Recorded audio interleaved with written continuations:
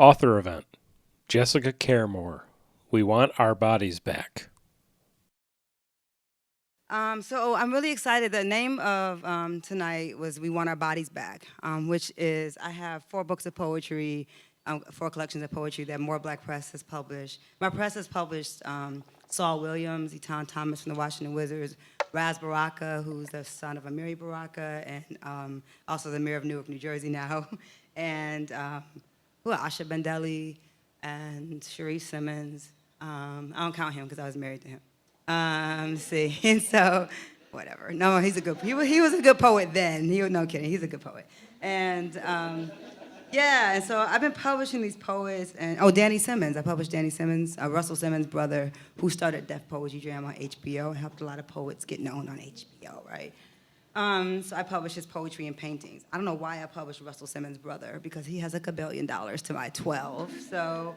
But I did that, and because Danny, and I don't know why I published a basketball player's book, because I don't know, something people really respected the fact that I was publishing poetry, because people don't really care about poetry except like really super nerds like me. And so it's the thing that completely saved my life in high school, like found my voice that way in a black box theater at Cody High School when Susan Story, my drama teacher, brought a woman named Ntozake Shange into the theater, and who became one of my dear friends, right? And so I brought actually my African Voices magazine out of New York. My friend Carolyn Butts, who's also an independent publisher, has been publishing this magazine for, I don't know, it's got to be at least 20 years now, but they got Ntozake on the cover with her boxing gloves, and I wrote a piece inside, my picture's in there with her. Ah! Okay, anyway, fangirl moment, but like when you're a poet, it's so different now, it's so interesting, because I'm always telling people, like when I was coming up in the 90s in New York, the only thing you wanted to do was to have Sonia Sanchez or Ntozake or Gil Scott-Heron or Mary Baraka or Hakeem Mabdabuti or Lucille Clifton, who was alive then, just give you the little head nod, like, okay, I see you. Okay, I hear you. Oh, I see you. Okay, I see you, Jessica. I see you, Saul. Or I see you, Tony Medina or Asha. But, all the people that I came up around, amazing writers and poets who are coming up during like what they were calling like the new Black arts movement. In the 90s, were like children, metaphorical children of Black arts movement writers that were in New York City at the same time. I was from Detroit. I drove my Ford pickup truck there in 1995 and never looked back. Never planned on coming back. I was gone for 12 years and then I got pregnant with a baby and got married. Oh, I got married first. I tried to do it in order. So I got married first, then I had a baby. I don't care about the order, to be honest, but I did do that. And then after leaving, I had to leave my second husband, so I came back to Detroit. And so here I be. I'm doing this work called poetry. And so I'm going to read some poems from my new book. And I say that because publishing is a thankless job. And a necessary job, but very, very thankless. But this is like, I was just a baby. I was like 22 when I published this in 1997, so I'm telling my age. And this is my first book. This is my second book, The Alphabet versus the Ghetto. Some good poems in here. Some of them are weird. And then, I think that's the first, second. Oh, then the third book is God is Not an American. Oh, yeah, there it is. It's hiding. I republished this when Trump got elected. I put this back out, and it started selling like hotcakes. So yeah, this is all good. Like people love this book now. They used to hate my title, and they was like question it, and I was like, yeah, give me 5 of those. So, but anyway, so yeah, thank you, Donald Trump, for helping me sell more God is Not an American. And my 4th book is Sunlight Through Bullet Holes. So these are all through More Black Press. Like I've been really pushing the press, not just my own voice, but others.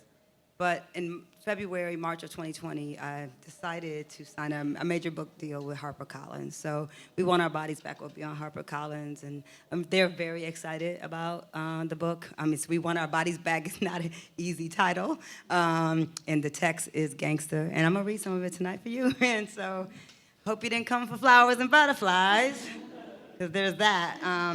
But I think it's an important book in the age of like the Me Too movement, in the age of a lot of police brutality.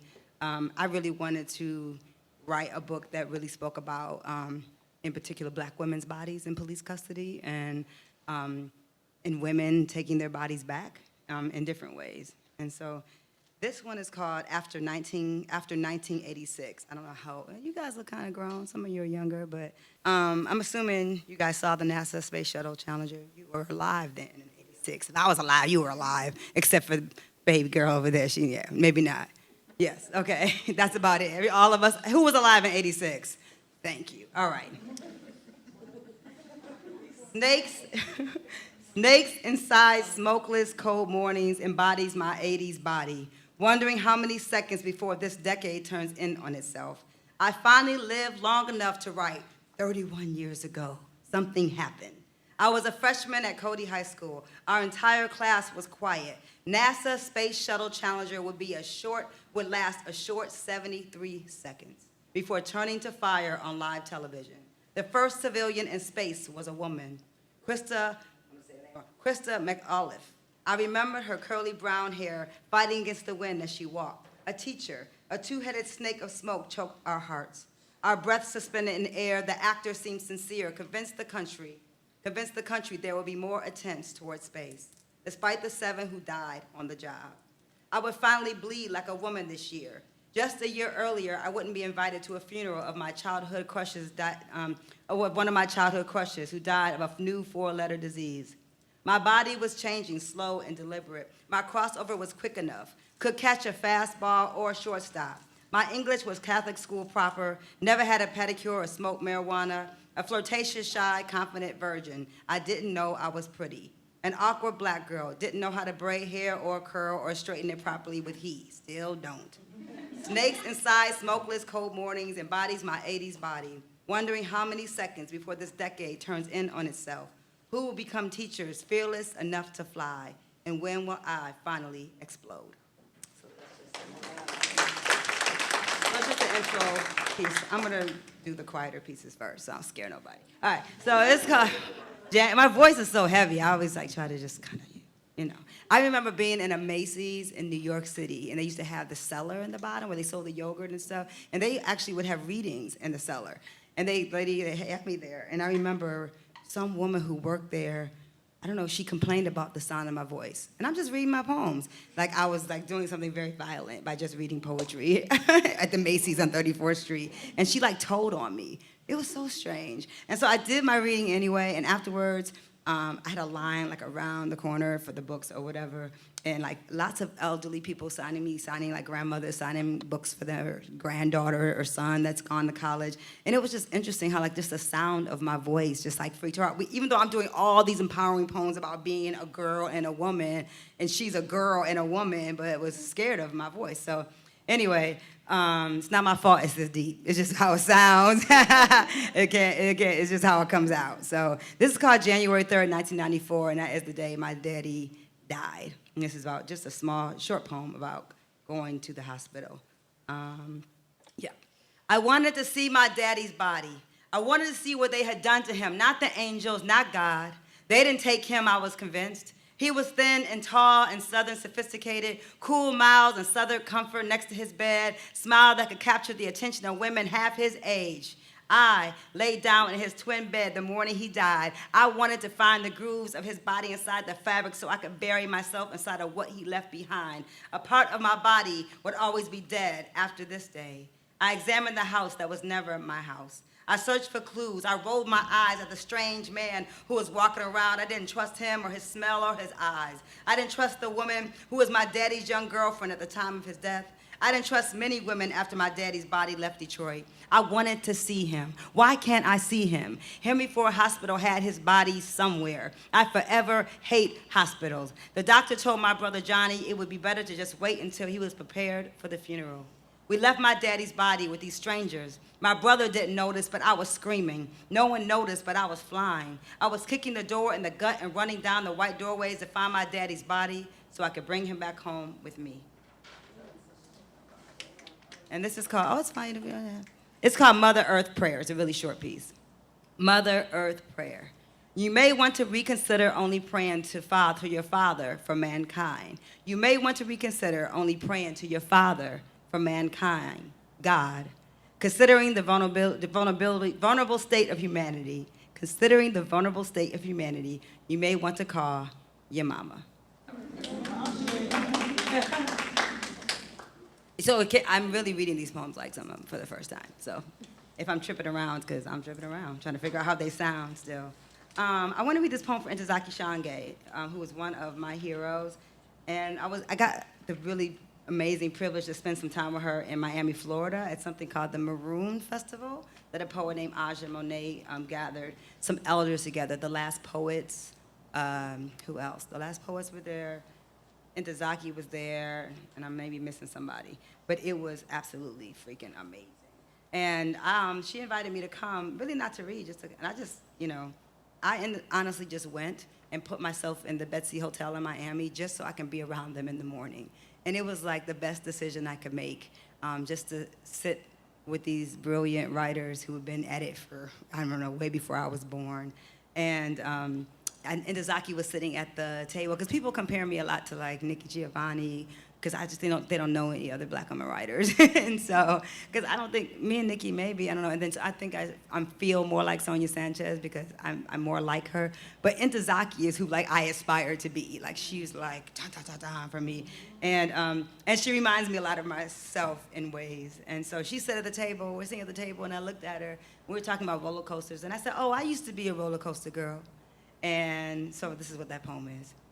I used to be a roller coaster girl. 7 times in a row, no vertigo in these skinny legs, my lipstick bubblegum pink as my Panther 10 speed, never kissed.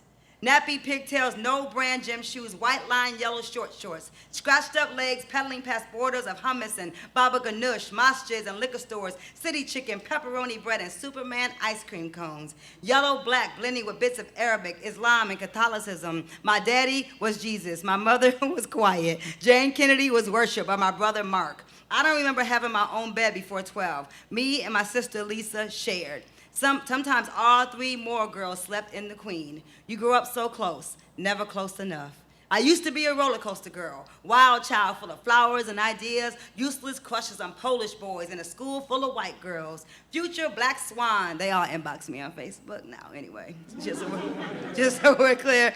Anyway, future black swan singing Zeppelin, U2, and Rick Springfield, hoping to be Jesse's girl. I could outrun my brothers and everybody else to that reoccurring line. I used to be a roller coaster girl, till you told me I was moving too fast, said my rush made your head spin, my laughter hurt your ears, a scream of happiness, a scream of freedom, pouring out my armpits, sweating up my neck. You were always the scared one.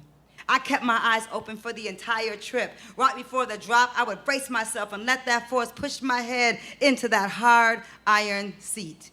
My arms nearly fell off a few times, still I kept running back to that line when I was done. Same way I kept running back to you. I used to be a roller coaster girl. I wasn't scared of mountains or falling. Hell, I look forward to flying and dropping off this earth and coming back to life every once in a while. I found some peace in being out of control, allowing my blood to race through my veins for 180 seconds. I'd earned my sometimes nicotine pull. I buy my own damn drinks, and the ocean still calls my name when it feels my toes near its shore. I still love roller coasters, and you grew up to be afraid of all girls who could ride fearlessly like me.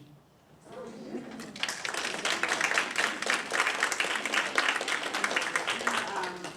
I'm going to go back and read. I want to read from Sunlight Through Bullet Holes. And Sunlight Through Bullet Holes is a lot of, I guess people call, I don't know, it's like a lot of jazz poems are in here. But my album, Black Tea, The Legend of Jesse James, came out in 2015. So if you're into music, I have a really sweet like poetry and music project that my friend Talib Kweli put out. He's a real famous rapper out of New York City. Some of y'all into hip hop would know who Talib is, and Black Star. But he's one of my dear friends. His mother's very smart. Dr. Brenda Green, she runs the National Black Writers Conference in Brooklyn, so he comes from like a really smart lady. Hey, Stephen. Hey, you missed a lot of my new poems. I'm gonna go back. And so this poem, so I put a lot of this stuff to music, and the poems sound different, like they all sound different. God Is Not an American is more like rapid fire, which is people are kind of used to me sounding like. And with Black Tea, The Legend of Jesse James, I wanted to be more quiet. And I had to because my pianist, John Dixon, was listening to me. And so I just slowed down a little bit, which people have been asking me to slow down since forever. And I'm like, no, just think faster, And that's really how I felt about it. I was like, think faster and buy the book. And you can read it at home in your own pace. But that's how I felt about it. But with this particular project, I really wanted people to hear me. And it was like a mantra and like for how I wanted to survive as a woman and a mother who's an artist. You know, I've been a full-time artist for almost 25 years, which is stupid. But I've raised kids. My son Amari, my earth son that I raised is 24. And I raised him in my first marriage, and then my son King is turning 13, and his dad had 3 children. So I've been taking care of children with poems like my whole life, my whole adult life.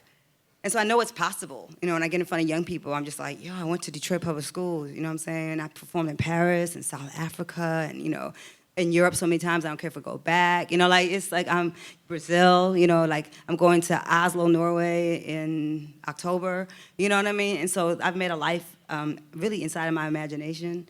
And I always like stress that, especially with young people in Detroit who, you know, are in really the most suckiest schools in the country. Bar some of the most amazing kids in the world, but the worst schools in the country. And it's really not fair because they really are absolutely amazing kids who just don't have the same opportunity. So I stick myself in front of them as much as possible to show them that they're possible.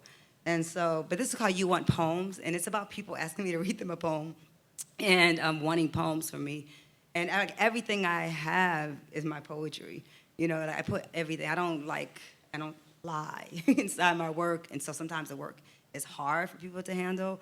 But I'm not. Are you gonna come in or just sneaking in the back? I'm just kidding. All right. You saw a guy walked past slowly. Like, I got my security in the front, so I'm good.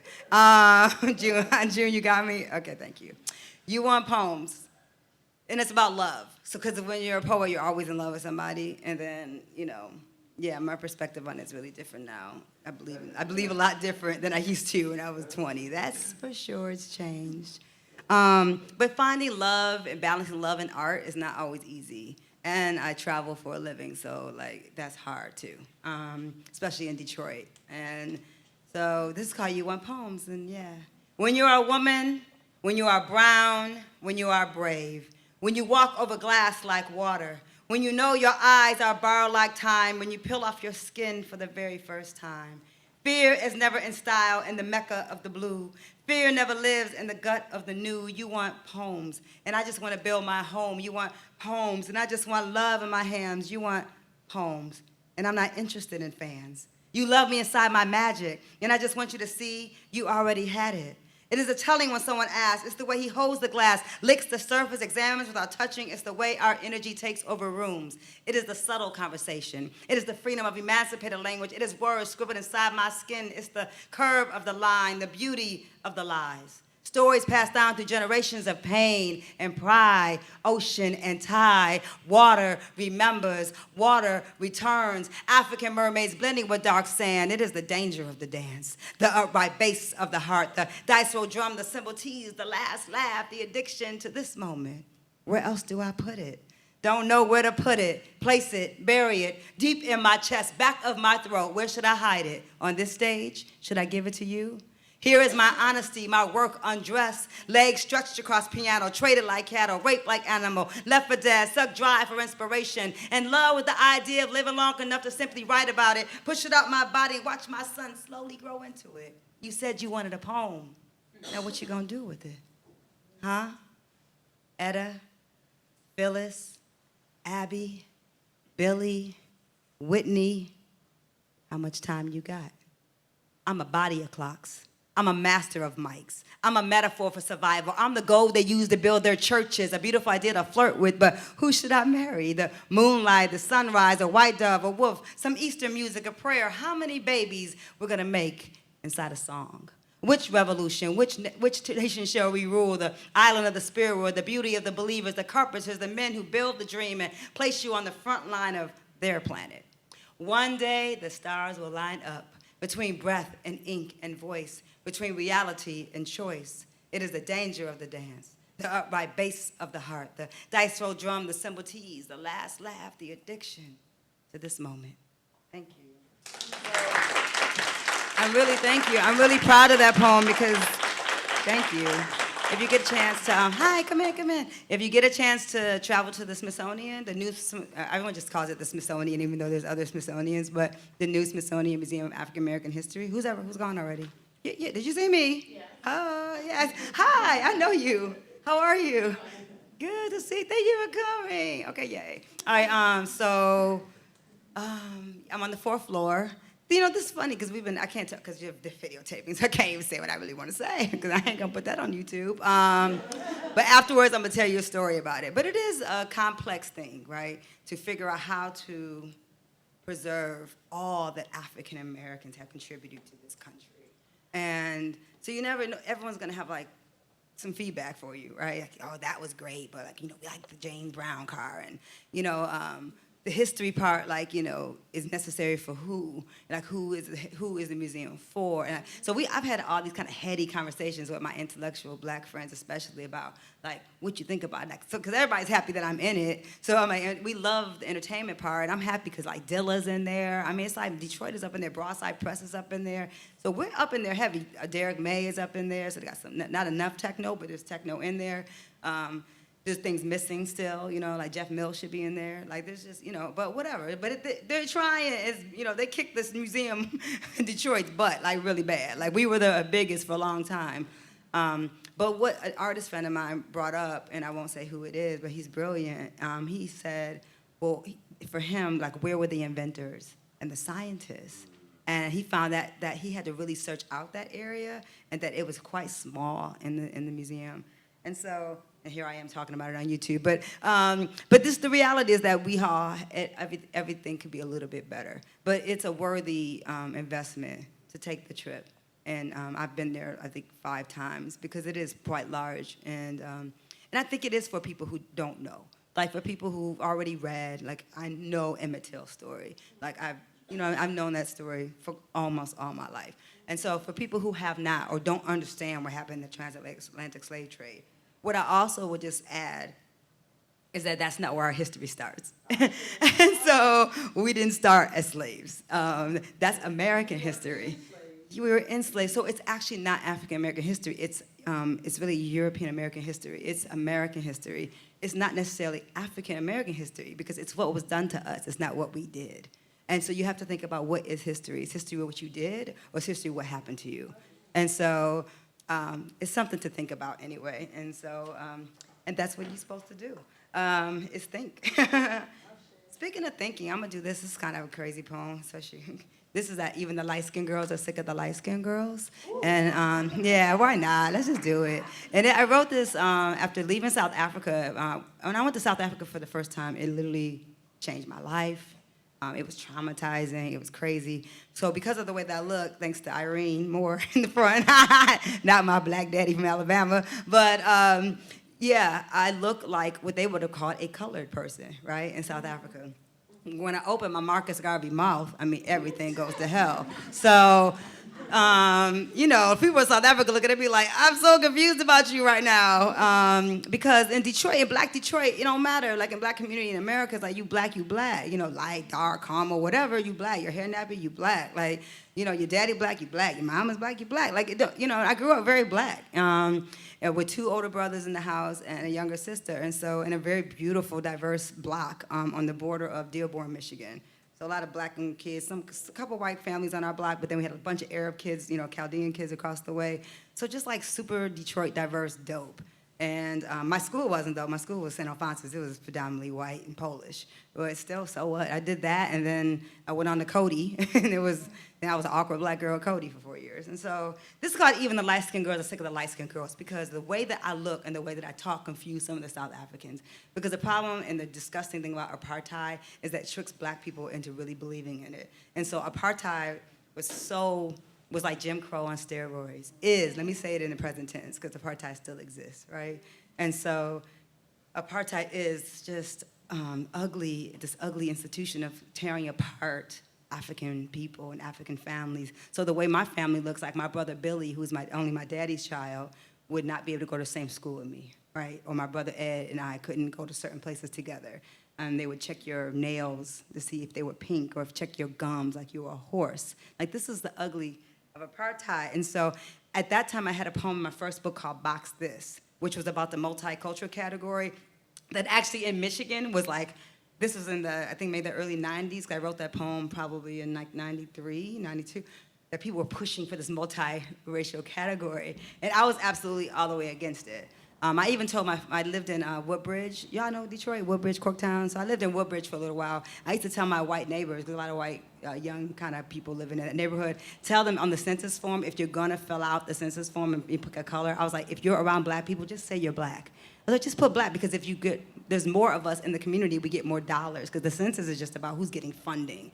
So don't say you're white, just say you're black. If you got a black neighbor, just say you're black, because you're in a black neighborhood, so just be black. Like, people just caught up on this thing, like, I don't know, and like saying multiracial, like, everybody is multiracial, multicultural, and ethnically diverse, whatever. I mean, all the white folks in here is from somewhere else. Like, y'all are from, like, what, Irish American, Italian American, like, that's what America is built on. It's slave labor and Native American genocide and immigrants. Like, that's what this is. Like, if you think it's something else, then I don't know where you live, because that's what it is. African people built it. You know, Native Americans had it first, and like Europeans immigrated. You know, and so, yeah, like, I don't know why that's confusing for people, but that's what we're made of. And so, I don't know, I say that to say even the light-skinned girls are sick of the light-skinned girls, because whatever, I didn't fit in because I was not on no I'm colored and I'm better than some dark South African girl. Like, I was like, no, I am you.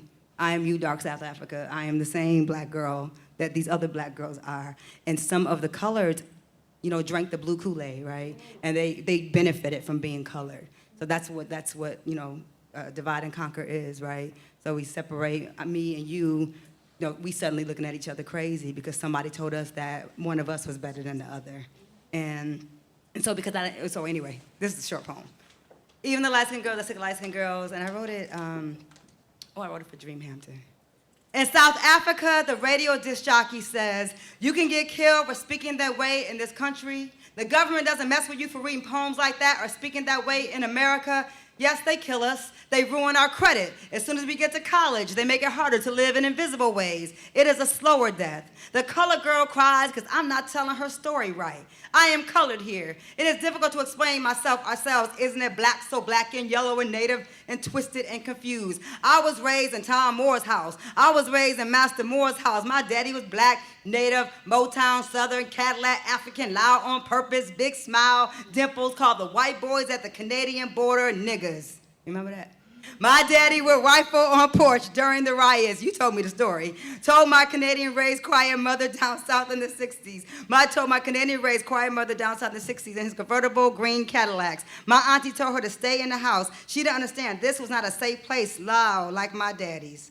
But this was not a safe place for love, loud like my daddy's. This is the education they didn't teach my young mother on the Canadian news. I've never been down with those crumpled bags of paper tests of blackness. The red blood and high cheeks of my people don't subscribe to this psychodrama. Jim Crow, South Africa, Mississippi, divide and, conquer the red clay, boom bap, jazz, deconstruct the hip hop nigga. You heard me, destroy the slave whip before the slave ship. Yoga your way out of this chaos across oceans that's ugly that connects us. Hi, yellow girl in South Africa. My daddy is from Alabama, 1920s cotton. In Harlem, we are all just Puerto Ricans. It don't matter. Say, hola, damn it. You know me, little girl. I'm your sister. This shit don't even exist. They made it exist in a nightmare to steal your gold. The poverty is what they left inside those books. You are golden with broken eyes circling me at ambush your pupil trying to get you, but I am you. You talk like a white girl. You black at the white school. You love your white family. You don't know nothing else. You don't have to choose a side. You a whole woman, a whole person. You ain't multi-ethnic diversity class poster child. You a whole heart, an entire lung. You breathe in humanity. You just a baby being born. You just an ancestor covered by skin.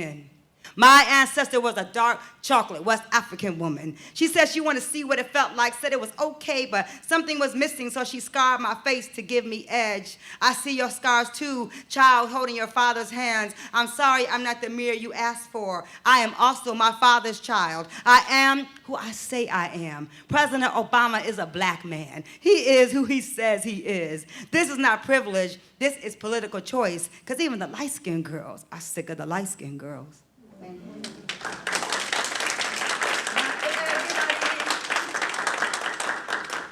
don't know, we like that one, we don't know. But good, that's good. I don't want everybody to like the poems, then I'm not being relevant.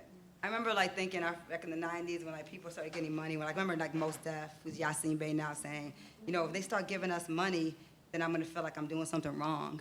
you know. So I've been right on the edge. Like I'm definitely working class, blue collar poet. I just bought a house that, you know, the house that Poems built, you know. So I found a way to figure out a way to not die as an artist broke in this country. But so many of us have, like the geniuses have died with no money. A lot of my elders, you know, the people that I live for and love, were very, very humble lives, you know, very humble apartments, and, you know, and they lived their entire lives just about giving to you all, you know, trying to like lift humanity with language. And so I try to walk in their footsteps, except the broke part. Like, I just don't have that to do. It doesn't go with my shoes. It doesn't go with what I want to live, where I want to eat. Like, I need to have some money. And I'm a Scorpio, so we like to have it. And so I'm not playing with that. So I really, like, you know, I'm thankful to, like, Night Arts Foundation and Kresge Arts. It took me 6 times when I finally became a Kresge Fellow. They turned me down 6 times, and I raised hell every single time. Oh, whatever. And but they've gotten much better. And but yeah, and they actually have. They've grown. They've gotten better, and more artists who are based in community work actually get the grant now. So that's better than what it used to be. Like people who didn't need money, people who were just like, yeah, I don't know, it was weird. But it's gotten greater, and I'm grateful for it, and for the people, my other fellows who have won the grant, who really needed money. And Night Arts and Joyce Award out of Chicago. I'm really honored to have recently won both of those awards and put my techno choreo poem up in Detroit. I don't know if any of you got to see it. Did you see it? Thank you. So I'm working on Salt City, Michigan Opera Theater. I'm talking to Michigan Opera Theater because I would like it to be in a proper theater house, and I think it deserves Michigan Opera Theater. And so working on that, and then Brooklyn Academy of Music in New York or Lincoln Center. So we're pitching it, and we want to get it out the country, probably to Berlin first. But it's a choreo poem, which Ntozake coined the term and the work, which is poetry and movement. So there's about 12 dancers. And Aku Kadogo, who's a woman in yellow, was with the person who conceived it with me and directed the first iteration of it, and came on and co-directed with Marlise Yerby, who's the choreographer for Rent. And so I had these badass black women directors, choreographers, and I got the hell out of the way. But I wrote that script, and I imagined this story of SALT, because I just wanted to write a story about black people in the future and not from the hood. And so it's based in the salt mines as opposed to like the corner in the liquor store. And it's so funny because I'm not going to name the name of this writer, but he writes a lot of young readers' work. He's a black male writer, which is great. And he's a good writer, and he's a fan of mine. Like, he likes my work. So I don't want to say what my son thinks of his work. And King is 12 and a half. He'll be 13 next Monday. But has been assigned this writer's work a lot because he's a popular black young reader's writer, right? And what he doesn't like about the books are that all of the black boys have to overcome these like urban obstacles, and they all have to like go through something, and all of them have like fathers that are not there, or the mother, somebody's on drugs, and he's like, why do all the black boys and all these stories have all these major issues, and why can't we just have normal stories? And I told him that he has to write them because, you know, as good as this writer is, you know, like, why is that? Like, you know, that's the thing that they're pushing, is that he's like, oh, I know what's gonna happen at the end because, of course, he's gonna overcome the obstacle. Like, you know, I don't even have to read it. Like, he already, like, King is like, but King is king, honey. Like, everybody's not king. That's my child. I made that. And so, but he does, like, push back. And I like it. Like, just because he's given a black young writer that's a black guy that you're supposed to know, I'm like, yo, he likes mommy's poetry. He's like, well, anyway, so what? But still, the books are boring. And I was trying to like push the whole series on him. He's like, I'm done. I don't want to read any more of his books because they're all the same. And so, yeah, there's that. And I don't know what I'm talking about, but I just want to say that. And so kids are smarter than what you think. And that's why we need to do more in education. Oh, I do want to say that we want our bodies back. Who's at University of Michigan? I want it in the curriculum for fall of 2020. And I'm pushing this into women's studies departments. So if you know people across the country in women's studies departments, English departments, all that good stuff, we want to push the curriculum, because the curriculum in university settings suck and are segregated. And so we all need the help. But I'm going to read this old poem. It's called DHS Office Trip Number 7. I remixed it actually for the new book, but I like this version of the book, and God is not an American. Y'all don't know about the DHS office. I'm guessing. Nope. Anyway, A2, y'all don't know about the welfare office. So I didn't grow up knowing about the welfare office either. I didn't know nothing about the welfare office. And then I got pregnant with my husband's baby, and I came home, and I was nursing King. I was probably like 119 pounds. I remember Lisa, my sister, came up to me. She said, "Could you eat a sandwich or something?" I was like, "What? I'm skinny?" Like, I was so done. I was so stressed out and gone that I didn't know I was 119 pounds, and that's not right on my body. That doesn't look good. I was like trying on jeans, and my girlfriend, I was like, "Why is this 6 so little?" She said, "'Cause you're a 3." I was like, I am not a 3. I haven't been a 3 since I was 12. You know what I mean? And so I was a 3. I was real little. But all my stress, so everything that was good in my body, I was nursing and giving to my baby. So there's nothing left for me. And so this is called DHS trip number 7. And it's about me, like, not because I was hungry. It's just that I don't think that people should have to negotiate food in this country. Because we throw away so much food. And so when you're going through like your budget for the month, it shouldn't be like food should not be a line item in America. We have an overabundance of food.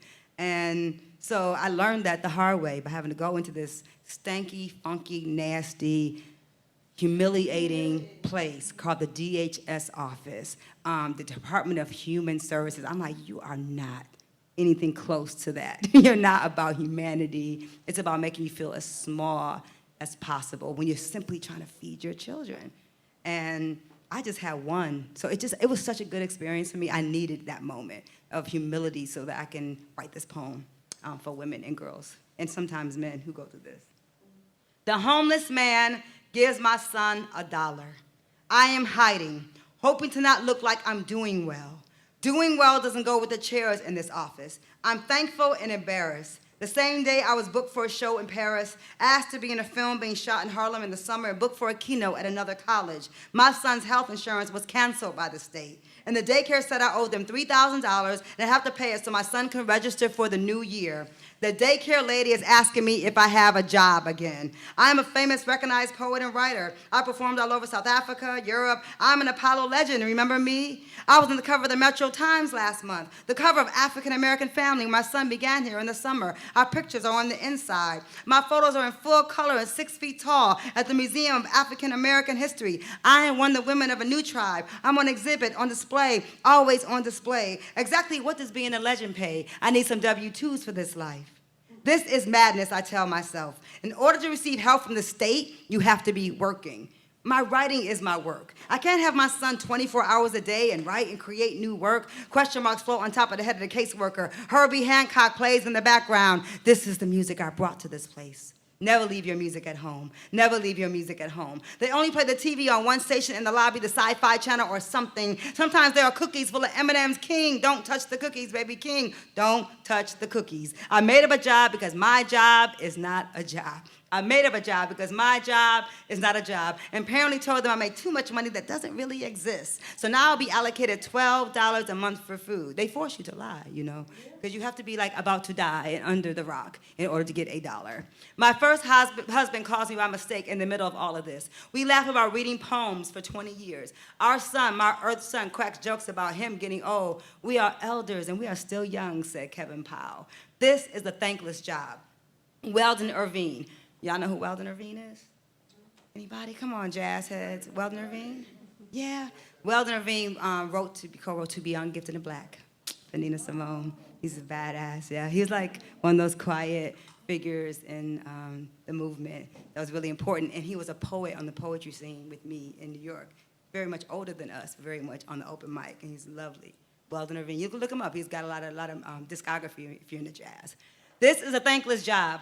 Weldon Irvine would whisper in my ear at the Schomburg in Harlem before he killed himself a few years later. Thankless, thankless, thankless, thank you, thank you, thank you, thankless, thankless, thankless, thank you, thank you, thank you, Joni Mitchell, to drown out this moment. Mariah Carey, Anita Baker, Jennifer Hudson, and even that Beyonce song, If I Were a Boy. Thank you, angels, past lovers, ex-husbands, rappers, DJs, producers, basketball players, guitar players, novelists, philosophers, painters, BSers, haters, liars, oh the liars, bless you, industry, intellectuals that will never ever get it, all you deep mofos. Thank you, Most Def, for telling me it was honorable to live my life, travel the world. And when people ask me what I do, I simply say, I'm a poet. Thank you, Talib Kweli, for being a friend outside the music. Thank you, Roger Guinevere Smith, for Huey P. Newton and the head nod. To Ozzie Davis for that elbow in my arm and that smile. Thank you, Nas, for the prediction, because we never know the outcome. Thank you, Last Poets and Sonia and Haki and Baraka. Thank you, my Nana, for buying coats and uncles for shoes and daycare. More family. I have more family. I was born a more. I'm headed to LA for some shows. I got to stop crying and write this show, but this is not a show. This is my life, God. This is my life, my blessing, my gift. Got a gig in Cincinnati while I was writing this. My January rent, thank you, Daddy, God, past lovers, present lover. Got your text, baby, I'm okay. Thankless, Thanksgiving. No, thank you, said the abused turkeys. No, thank you for your slaughter in the name of giving, in the name of family, poems. This is what I have to give. I'm eating poems today. I'm thankful, I'm humiliated, I'm embarrassed, I'm surviving, I'm writing, I'm surviving, I'm writing. Oh, Detta just died. Jane Cortez just died. Lucille Clifton just died. Amiri Baraka just died. You can't stop me, no, you can't stop me. This is my job, damn it. Toni Morrison just died. Oh my goodness, Toni Morrison just died. This is my job, damn it. This is my job, you know. I'm a mother, give me my check. I'm a mother, give me my check. Amen, amen, amen. A woman, a poet. Thank you, thank you, thank you. I'm hiding all the turkeys in my backyard next year. Then how y'all gonna give thanks? Somebody gotta die for you to be thankful? I miss you, Yale, Richard Pryor, Tom Moore, Marion McKeeba, Sekou Sundiata, Weldon Irvine, Joseph, Rosa Parks. You can't find them. You can't find me. You can't find them. You can't find me. We are busy writing. We are busy confusing your paperwork with real life. My lover says he talks to me in real life. The internet is an illusion, but people are addicted to illusions, though. Thankless world. Not me, not me, not me, not me, not me, not me, not me, not me, not me, not me, not me, not me. Thank you. I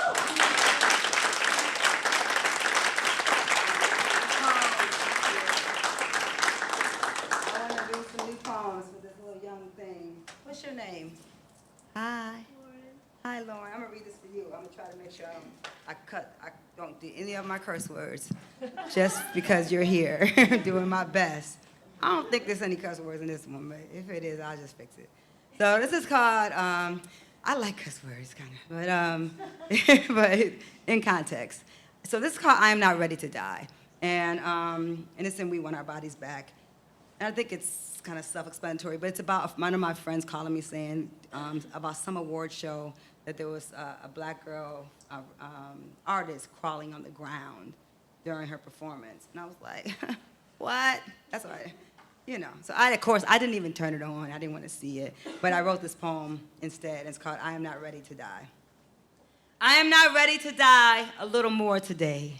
My nails are polished, a bright aquamarine. My skin smells like the ocean. In my hair, I'm wearing the flowers he left on my doorstep. Tiger's eye and turquoise are wrapped around my wrist. Do I look like I'm attempting an early death?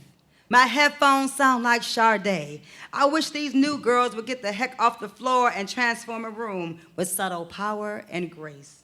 Sade doesn't really dance, poet, and this is the point. When did it become okay to die in this country on our knees? The Walking Dead, a 24-hour day spa. They parade in groups. Hell, I need a massage too, but at what price? I gotta stand behind mediocre bars just because the kids rock to it. I've yet to hear an MC destroy the alphabet more gangster than Intozaki. So I ain't ready to die today. Won't participate in the spirit massacre of our children. My throat is on fire. My pen is hot. Intozaki is dead. Intozaki would never die. I'm more alive at 47 than most of these wannabe Euro inside-out millennials. I've graduated from digital slavery masterclass. I read books without screens. I have sex with men my age, I'm sorry, whenever I feel like it, but at least it's within the age group. I love my hair, my ass, my breasts. I'm clear, my power is between my ears, inside my chest. Black girl magic doesn't grow between our legs. This is the mythology of men. How much to get off your knees, sis? This pen is a knife stabbing out the hearts of dead trees. These trees already dead anyway. A walking dead urban forest. We are surrounded, so I continue to climb to write because I ain't ready to die today or tomorrow. I'm gonna keep living inside of poems you didn't know were left for you. If you would just get off the damn floor, you could see all these poems, all this royalty, all this world they attempt to kill you with is really your universe to inherit, to change, to rebuild. Get off your knees. Stop crawling for them. Stand up. Queen, Latifah, Light, Lauren, Missy Elliott, Left Eye, Bahamadia, Rod Digger, Roxanne, Kate Valentine, Mama Soul. Microphones are not stripper poles. Sonia, Audrey, Maya, Intezaki, Jane, Lucille, Nikki, Tony, Asha, Stacy, Anna, Kire, Mahogany, Elizabeth, Lisa, Michelle, me, us. We need you to stop dying. Stop dying. Stop dying to be less than what you are destined to be. When we need you to outlive death, we need you to outlive death in all its forms. Live, live, live, so patriarchy can finally die. Thank you. I'm okay? On time? I'm okay? Okay.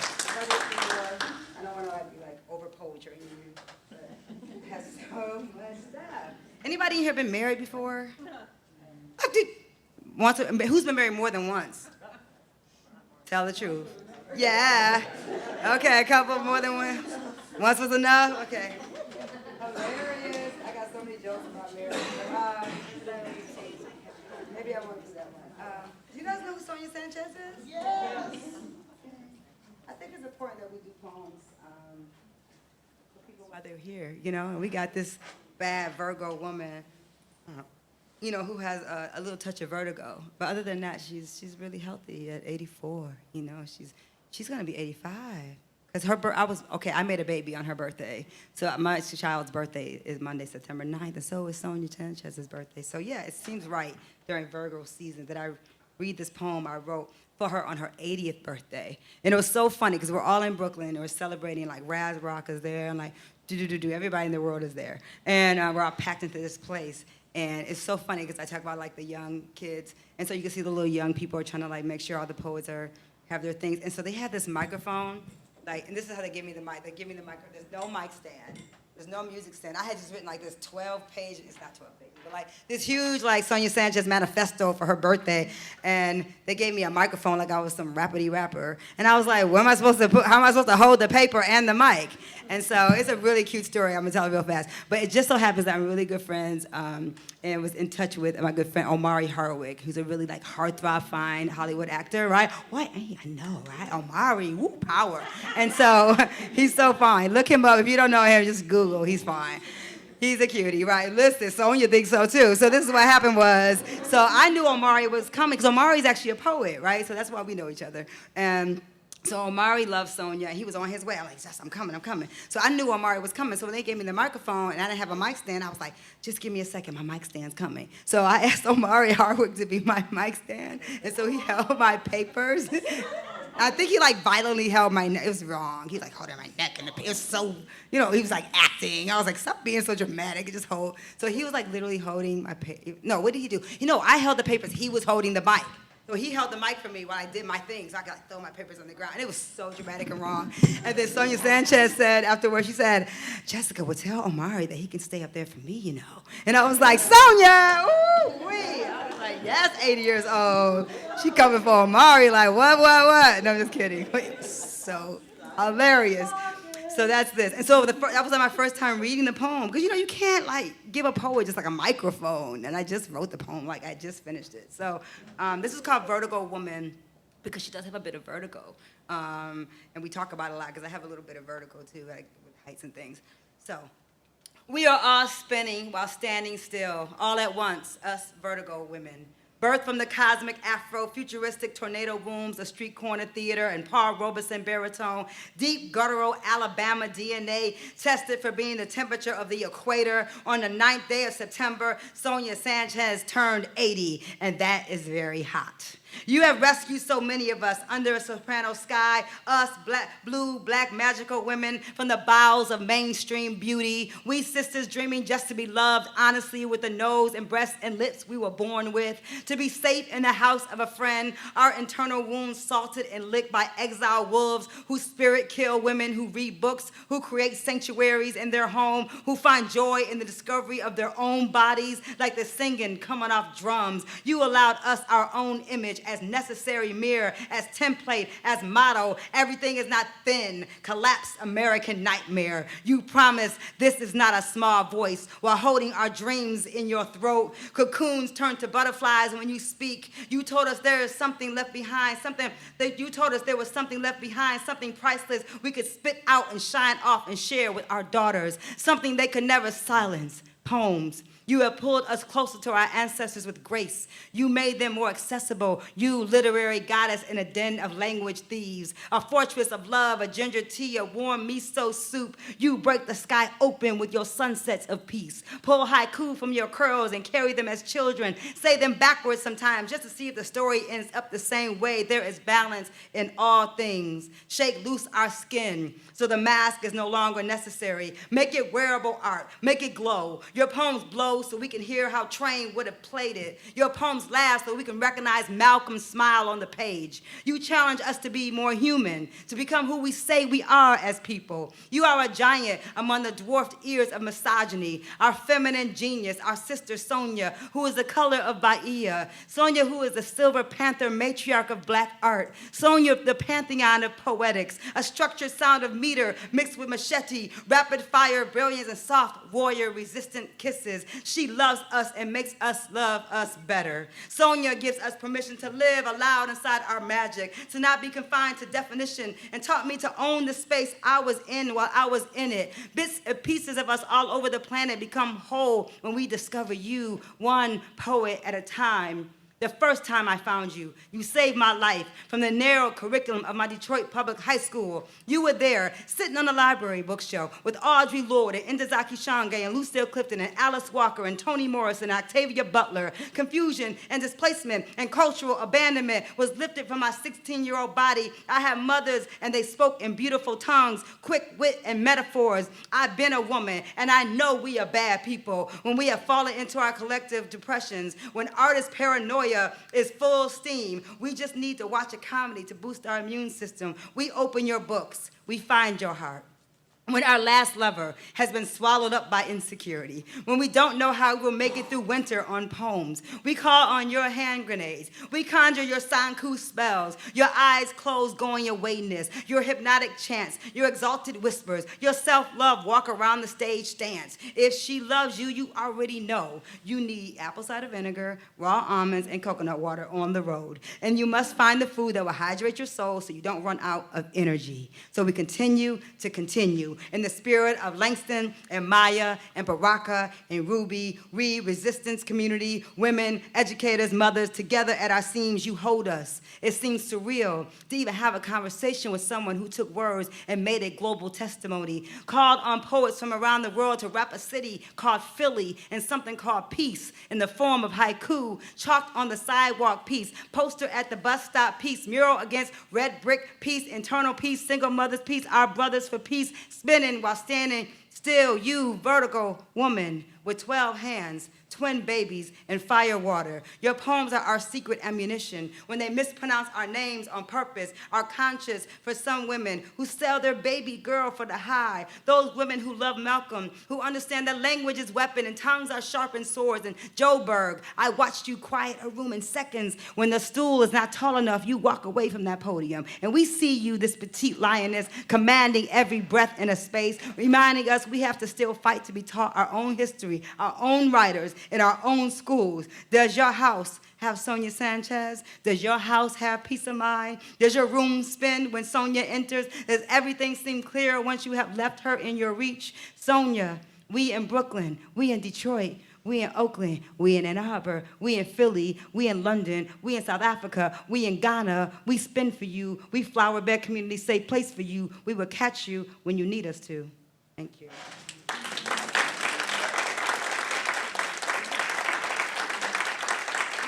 Thank you. I'm gonna read like a few more because I don't want to do too much.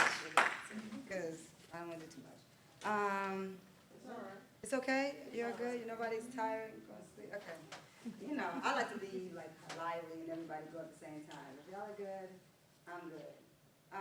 Yeah, I love Sonia, man. But it's so important. It's so funny. I got like accused of like dropping names like years ago, and I was just like in my 20s because the last poets and Gil Scott Heron and Sonia and I folks are like they took care of me in New York. They like literally like brought me on the road with them, had made sure I opened for them. Like they literally took care of me, and I called their names because like young poets would come up and think they done wrote the first ego tripping poem. I'm like, no, Nikki Giovanni did that, and so like like they like they would like I remember like Kevin Powell telling me that like young writers he would talk to they wouldn't want to read anybody else because they didn't want to bite anyone else's style. I'm like, no, baby, you have to read other people's work so you know that it's already been done before. So you have to try to do something different. So. Yeah, like I learned how to write poetry from reading poetry. No school taught me poetry. It was already in my body. Let me think what I want to read. I read something for Sonia, and I kind of want to do this piece for Amiri Baraka. Some people love Amiri, somebody hate Amiri. I love Amiri. Amiri is problematic for some, but everybody's problematic. And to some degree, I don't know anybody who isn't. But Amiri Baraka is very important because he was a scholar, and does anyone know him or not know? People, you guys know who Amiri Baraka is. You're smart. No way, Z. Stop. You better not be like an English major at U of M or anything. Okay, so he was like the father of the Black Arts Movement. He was known as Leroy Jones. So he's like the Dutchman, super famous playwright. But he was so back, Allen Ginsberg? You don't know Allen Ginsberg? You're not into poetry. Yeah, it's okay. What poets do you know? You don't know any? Okay, that's okay. Well, if you don't know any, it's fine. But you know who Allen Ginsberg? No, so the Beat Generation poets? You're so cute. Okay, so this is whole thing called the Beats. Y'all know about the Beat Generation poets? What's your name?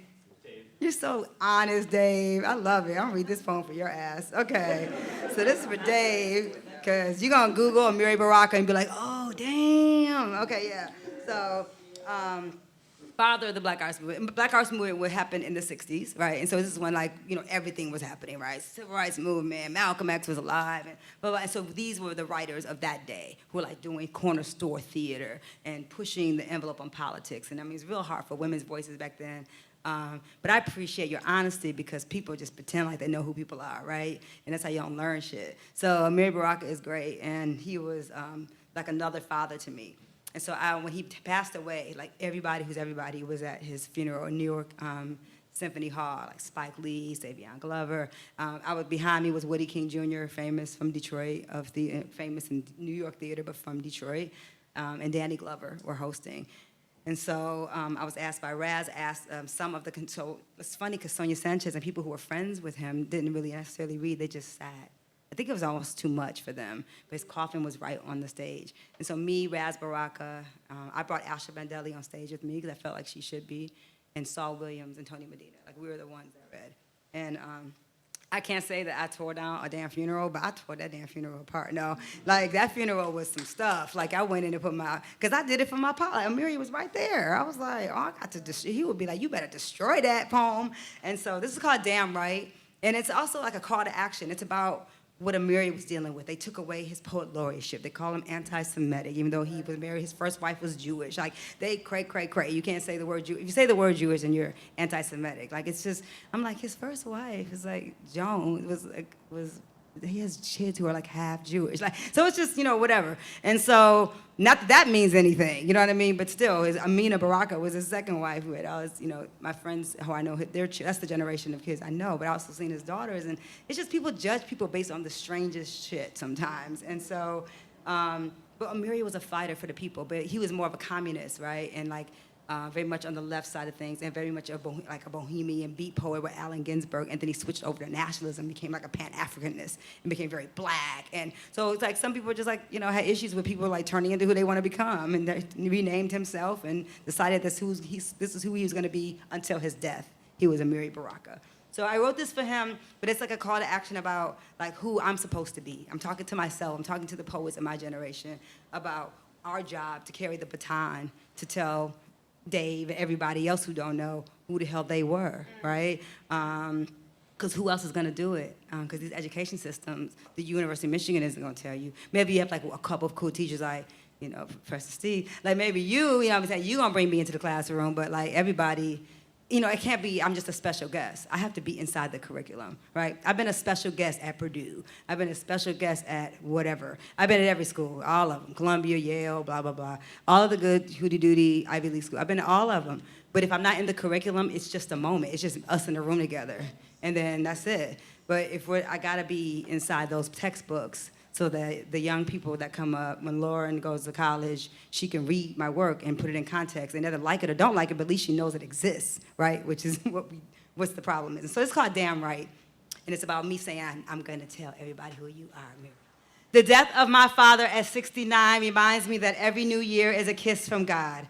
Or maybe it is simply a reminder that catching bullets in our teeth is not just for comic book superheroes, that literary giants also battle against the monstrous heads of Connie and Bill and survive unscathed. Attention, critics from nowhere. You might be forced to wear your spine to work today. Amiri Baraka is busy with a higher calling. Somebody got to ask, who going to be the messengers? Where is Sun Ra? Where are the Holy Ghost, our prophets? Wise, do they call us hip-hop or say we slam? When we are your students, Baraka, the invisible ones, the spooks that knock down doors. We don't juggle or hopscotch or jump through fire. We write. We know your bright sons have plans for this morning. We know your daughters are reimagining the night. Others began writing our suicide letters for us a long time ago. And knowing the young cultural revolutionaries, you taught us how to breathe inside the polluted cesspool of segregated libraries. In the name of Baraka, we dance, we teach, we tear down, we build up. We believe in the face of the faithless. We move for those who be still. We fly for those who be still. We move for those who be stiff. We fly for those who be still. We have no choice. He created this fire.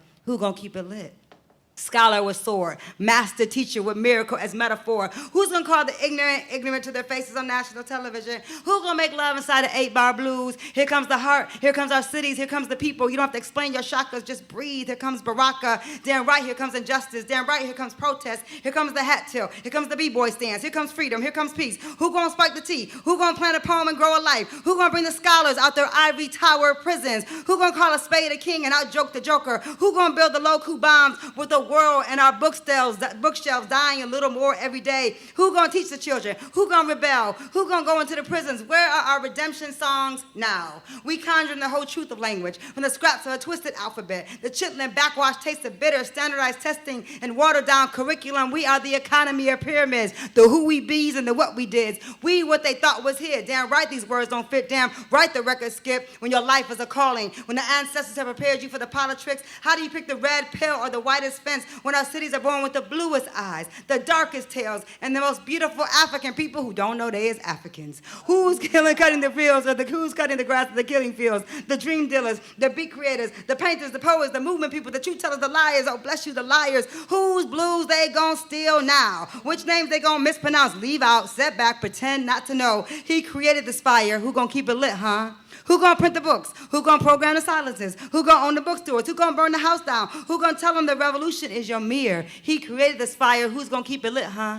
Baraka black, Baraka jazz, Baraka blues, Baraka dance so there were no shoes to drag. Where you from? Detroit, Newark, Harlem, Tuskegee, Berlin, Palestine. Who gonna fill the ark with art? Who gonna be the new? Who gonna recognize the old? Who gonna identify your soul? Spirits don't lie, but the papers do. Who gonna control who remembers you? Me, us, we. Damn right, your stories are that of a lion on the front line of American schizophrenic jungle. Prophet, footy, and warrior ink blood, they cannot kill us all with their blackface and tragic, twisted imitations of life. We understand Amiri Baraka has outlived your double cross. His books held political prisoner by unestablished, unsophisticated establishments. We hold his words as armor, as a symbol of our fearlessness. We ask his children, his wife Amina, for permission to claim him. We smile his boyish grin, waiting for the low-coup bomb to drop. He teaches us there is jazz playing every time the sun rises, a jackal of words, a blues man with his hat always in place. You, father of movement and possibility, Baraka black and artistic, hands out pamphlets full of rebellion and resistance. We know your life work is simply an answer to a question.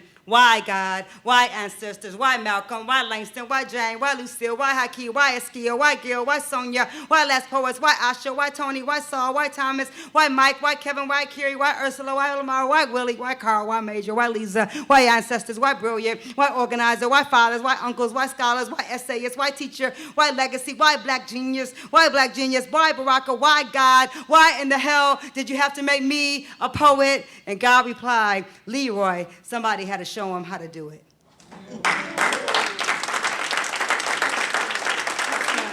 I don't know if I'm done or not. I think I'm done. I think I'm done reading poems. Are you guys good? I think I could stop there and like be okay. This program was recorded on September 4th, 2019, at the Ann Arbor District Library.